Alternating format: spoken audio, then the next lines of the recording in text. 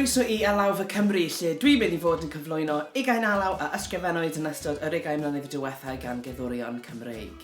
Hello and welcome to Alawfa Cymru, where I'm going to be presenting 20 tunes that have been written across the past 20 years by musicians working within the Welsh folk scene.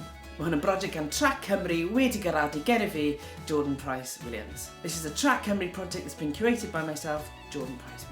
So today's tune is a tune by the wonderful Meg Browning from North Wales, who's a box player amongst other things. I'm pretty sure I've seen her play the bass ukulele. And she has a duo with her lovely husband Neil, and they're just all around really great people. And Meg writes a beautiful tune as well. This tune is called Barton Island, which I believe is an island in the Connecticut River in Massachusetts, and is a particularly beautiful place. I've not been there myself, but I have heard. Felly, dyna ni, Barton Island gan Meg